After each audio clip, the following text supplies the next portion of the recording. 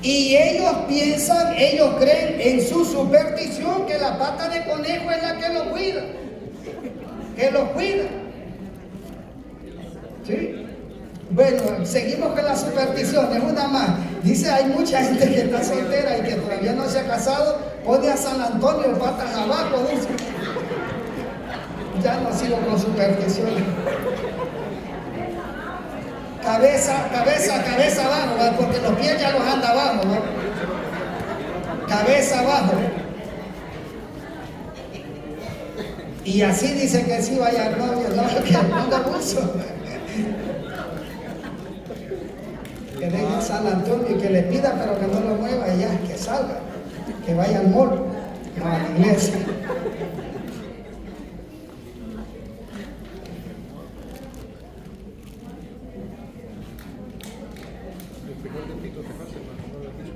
Otra superstición, ya vamos a mencionar más supersticiones, ya ustedes las conocen, hay un montón de cosas. Mire, hermano, y nosotros quitamos la mirada del Dios verdadero. Ay, sí, ya no se diga cuando nosotros, la gente, cuando en el tiempo de Dios le declaran alguna situación, no, hay gente que va que le lean las manos.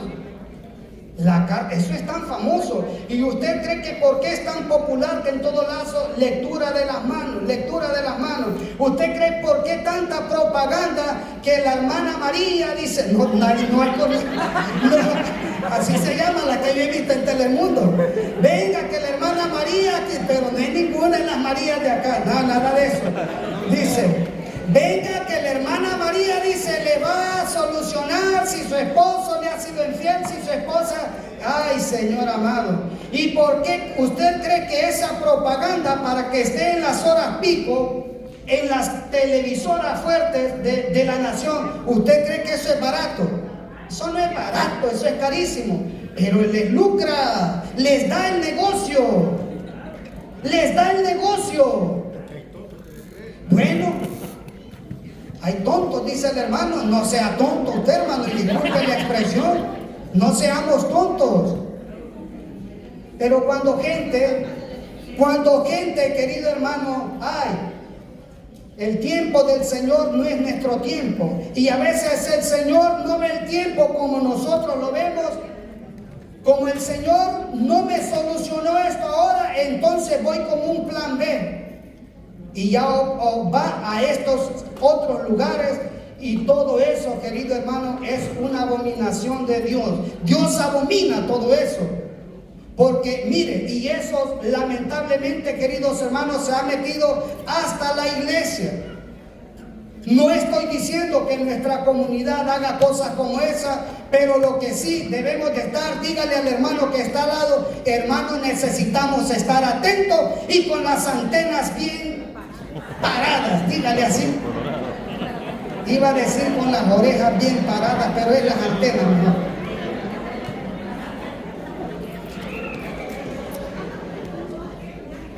Necesitamos, queridos hermanos, volvernos al Señor.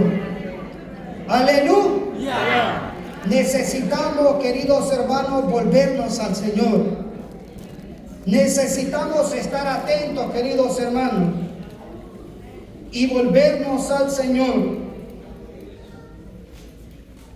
Dice la palabra de Dios, queridos hermanos, en el libro de Romanos, en el capítulo 10, versículo 10 hasta el 11, que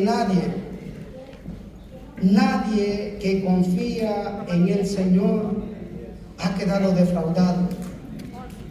Mire qué promesa. Nadie, querido hermano, que ha puesto la mirada en el Señor, nadie que ha llegado delante de su presencia y le dice, Señor, aquí expongo delante de ti mi situación, y póngale nombre a usted, nadie ha quedado defraudado, nadie ha quedado desamparado. Recuerdo hace como 27 años más o menos, la muerte de mi papá fue hace 27 años y yo tenía 12 años. Póngale papel y lápiz para ver cuántos años tengo yo. Soy tragaños. 27 años. No éramos muy de iglesia, no éramos prácticamente de iglesia. Y viene este acontecimiento y por acá está una prima de mi papá, mi hermana, ella es prima de mi papá y es mi prima segunda. Ella es prima de mi papá. No éramos nada de iglesia, nada de iglesia. Y recuerdo que en el velorio yo soy el segundo de 5 hermanos. Y estábamos en el velorio. Aquí también está otro primo de mi papá, el hermano José. José es primo de mi papá también. Sí. Nadie, no éramos de iglesia, nada ahí. Entonces, mire, me recuerdo en esa ocasión, yo soy el segundo de 5 hermanos.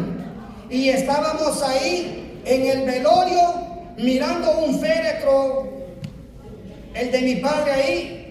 Y nosotros le decíamos a mi mamá, mami, ¿y qué vamos a hacer? Yo era el segundo, mi hermano mayor tenía 14 años, yo tenía 12 años, cada 2 años.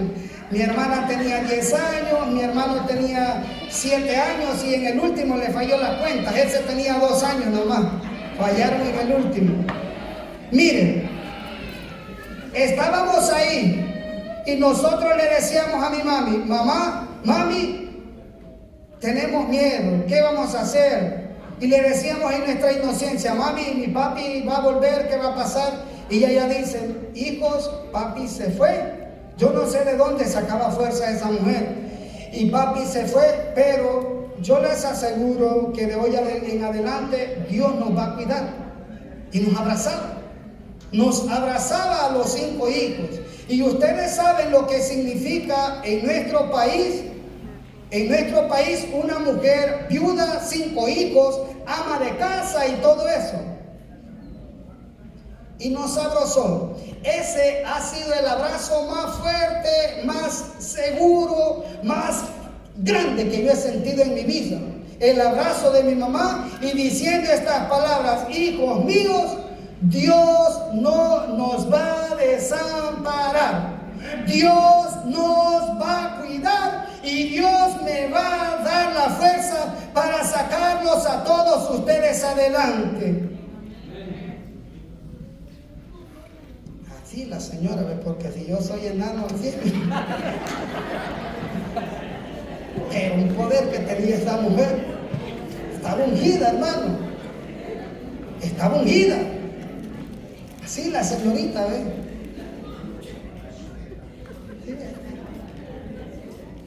Una seguridad y Dios honró sus palabras, porque nadie, querido hermano, que confíe en el Señor queda defraudado. Nadie que confíe en el Señor queda defraudado. ¿Cuál es tu circunstancia, querido hermano? ¿Cuál es tu circunstancia? Falta de trabajo, problemas de salud, tienes un anhelo en el corazón, tienes un deseo, tienes un secreto en tu corazón. Él conoce tu pasado, Él conoce tu presente, Él conoce tu futuro.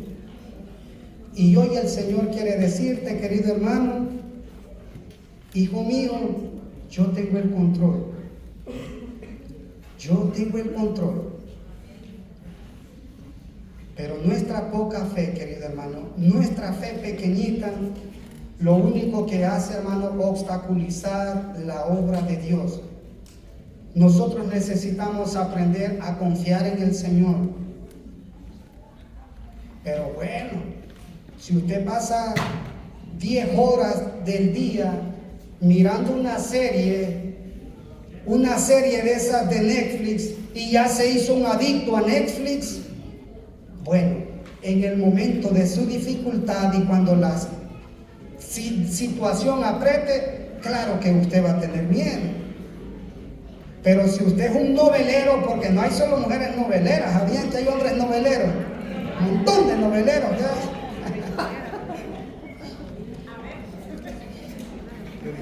Yo no me echo cuenta porque no miro. Entonces, si esa es mi relación, si mi relación con Dios, decíamos al inicio, usted no va a ir al 7-Eleven y va a traer gente de ahí a invitarlos a un convivio en su casa, porque lo que menos van a hacer es que lo van a asaltar. Pero nosotros, mire, dice el Catecismo de la Iglesia Católica, y con esto cerramos ya, dice el Catecismo de la Iglesia Católica en el numeral 2653, 2653. La Iglesia recomienda insistentemente a todos sus fieles cristianos la lectura